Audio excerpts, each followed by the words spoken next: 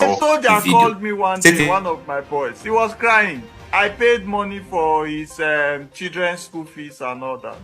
He was crying that he was deployed to where they are protecting repentant bandits. And he's seen the ones that killed his friends and his co-soldiers and colleagues. And he's protecting them. And they are wearing uniforms. They are being fed. And they are being given all the attributes and the freedom that a prisoner cannot get. Meanwhile, people that snatch a phone, 33 Nokia, from Oshodi, from somebody's pocket, they are in prison. Are still awaiting trial. Yes, but the de-radicalized pass through this process.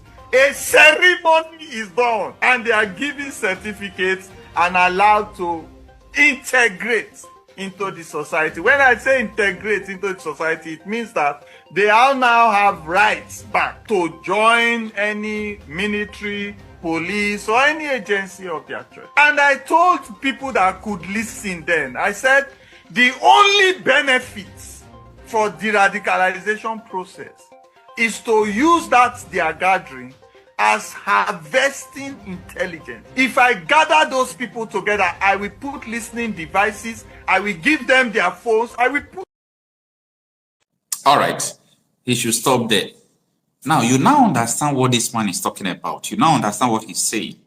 Because when you are hearing about all this issue of repentant terrorists, repentant this, repentant that, there is nothing about repentance there.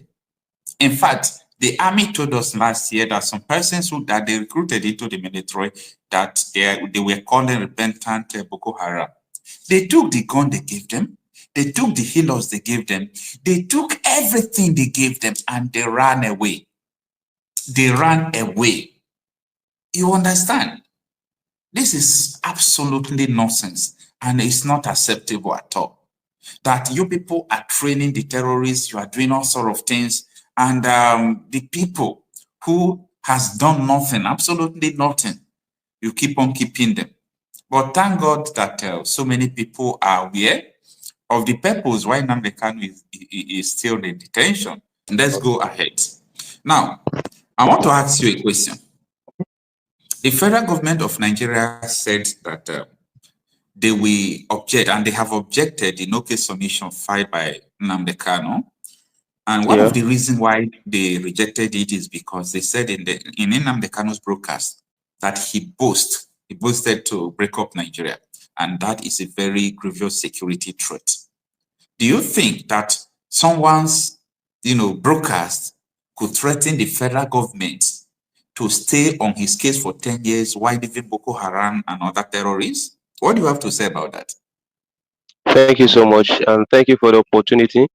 First and foremost, truth. Whenever they hear truth, they will start trembling.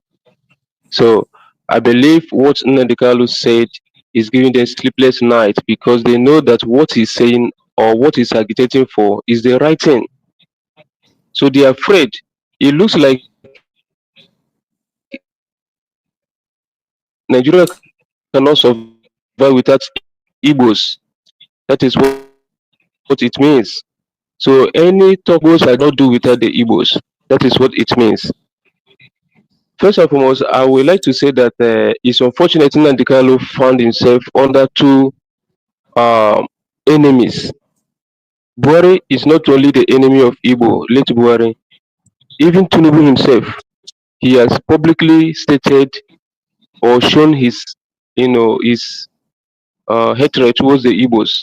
Even his wife. How did it? Can you explain to me how he showed it? Yes, during 2023 general election, he made all manner of derogatory, comments against the Igbos. How he's going to force the Igbos, how he's going to throw the Igbos in the lagoons, this and that. How he's going to destroy the properties. How the Igbos need to vacate Lagos. How Igbos must be compared to, vote according to their plan. It is not acceptable. His supporters made those statements, why right? Didn't his wife, there was old video where his wife. Yeah, I saw it. I saw it. So you want to tell me that he's not aware of all those things? So it's unfortunate I think Nnamdi he Kanu should. found himself. Yes, it's unfortunate he found himself under these two devils. Buhari thought that he can kill Nnamdi Kanu. Now where is the Buhari? If you watch the interview conducted between him, between Al Jazeera and Buhari, late Buhari, you will see the hatred written all over his face. You will see that this man is a blood-sucking human being. He's not yet, in fact, he want to kill more. He want to waste the life. His plan is how to end the Igbo race. And now today, where is him? So you can see the handwriting, you can see it on his face. The man is, when the woman asked the interviewer asked him, why not you sit down and dialogue? He said, dialogue with you, sit with you, invite you. He see himself as almighty. He see himself as almighty. Now today, where is him?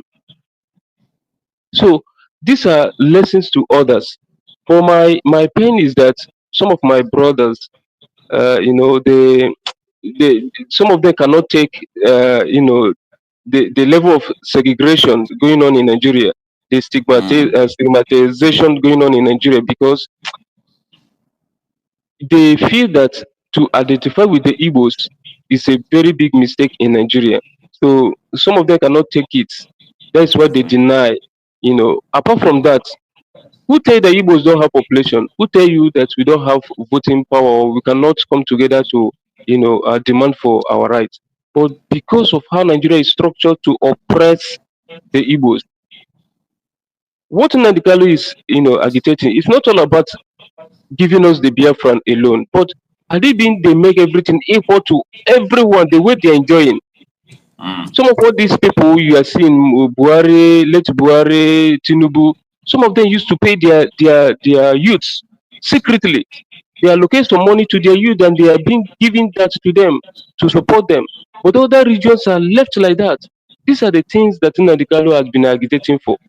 If we are one, you must share everything equal. Nobody is more Nigerian than others. All right. You cannot just subdue some region.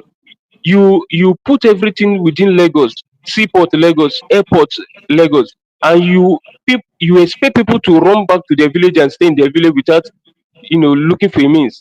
So they share everything equal. Nobody will agitate for a separation.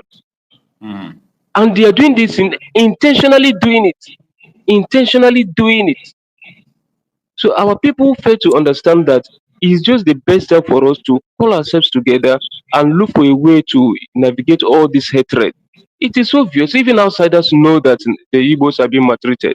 If a reporter from Al Jazeera, far away Qatar, will tell you that these people are economically and politically marginalized, how much more those that are in Nigeria? They all know this. They all know it. But I thank God that what the evil that they have created is beginning to hurt most of them. It's beginning to hurt most of them. Some of them, their eye are opening, knowing that the Igbos are not their enemies.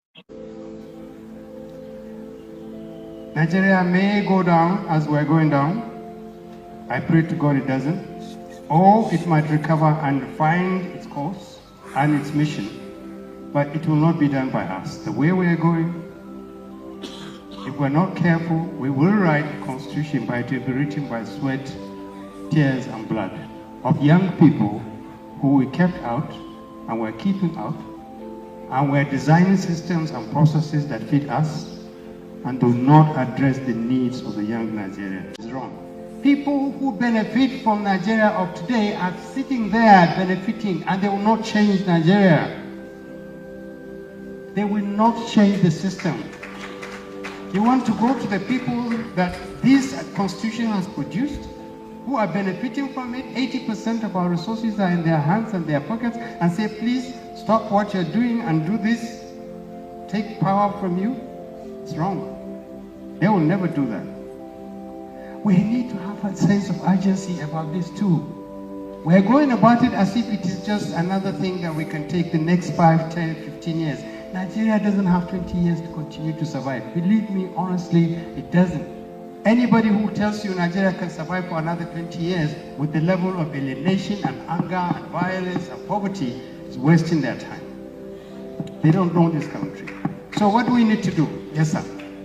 We need to speak more with each other, but we need to speak more with the younger people, with women, with groups that are not part of what is going on. We need to organize change beyond the hotels. We need to ask why the northern groups are not here and reach out to them and say, you are suffering as much as we're doing. We need to tap the young people in this country, recognize them, use their energy, use their strength, and rebuild Nigeria with them. Thank you.